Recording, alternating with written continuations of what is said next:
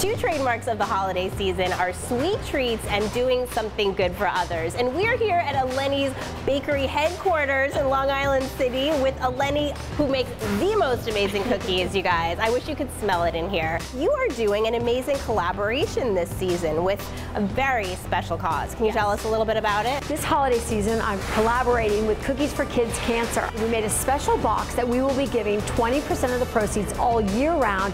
And on National Cookie Day today, we're giving 20% of the proceeds of all of our sales in store and online to this amazing cause. These are an example of the cookies in the box, right? They all have little messages on them. All these little messages, very inspiring. And very delicious. There's another way that you're actually also supporting the cause, is that right? We have teamed up with different designers, friends of mine that like 10 over 10, Tibby, and Oat Hippie. Everybody designed their own cookies that they're selling in their retail stores, and we collaborated by making the cookies and then they're selling the cookies.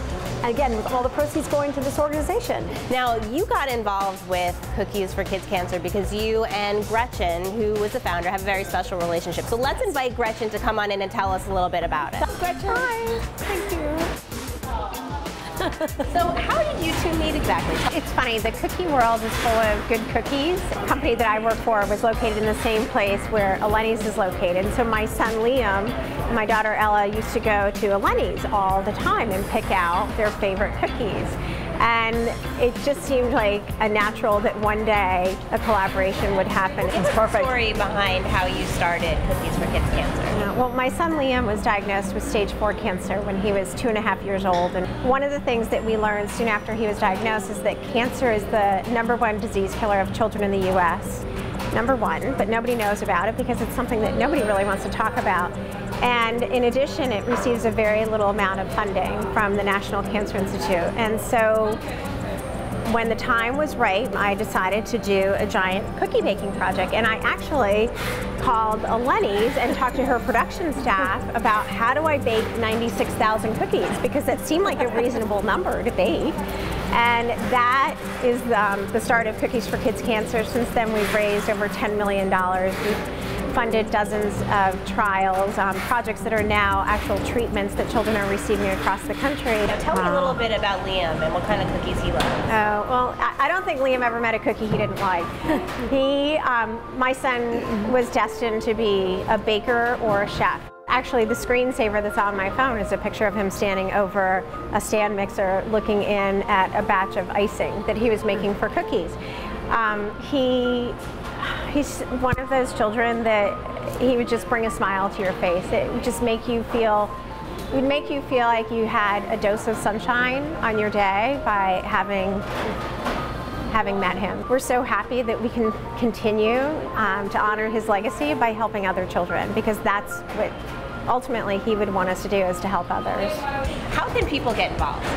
The great thing about Cookies for Kids Cancer is that anybody can get involved anywhere at any time of the year. There are people who have 5K runs, there are people who put on marathons. The most popular event that people have for our organization now are bake sales, because there's something just so classic about a bake sale, and it makes you feel good. It's the way that people, when they come into your store, you see smiles on their faces because they're happy when they think about a cookie. I would probably just buy your cookies, but you've got some tips if you actually want to bake with your kids. Yes. Some holiday cookies, right? Sure, I'd love to give you some tips. All right. Why don't we let Gretchen make a cookie while I'm telling you about some ideas. You go ahead and take the taxi and put some yellow FUD on it. Okay. But this is interesting because you've done the outline. Yes, if you do the outline first, it acts like a trap that helps the children keep the frosting in place. Feel free to put a lot on, go crazy, and then you're going to use your offset spatula to spread it.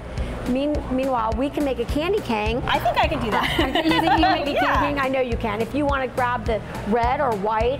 I like the red. And if you're with your children, you might put a like a ribbon here so the frosting doesn't come out on the other side. Ah, that is a good tip. Or a rubber band, maybe? A rubber band would be great. Okay. You can also make a pastry bag out of a sandwich bag if you don't have a pastry bag at home. So I'm just filling this all in? Yes. Or am I making designs? You can make this. I think you should make stripes just the way that you are. Okay, that's a curvy stripe, but that's still. Beautiful. Every candy cane is a delicious candy cane. Yes. How are you doing? Oh, beautiful. Wow. You're a natural for the cookie team. If you take a toothpick, it helps you spread the frosting into small areas like around the wheel. Do you like to add sugar to yours? It's very easy. Yes, okay. I would. Okay.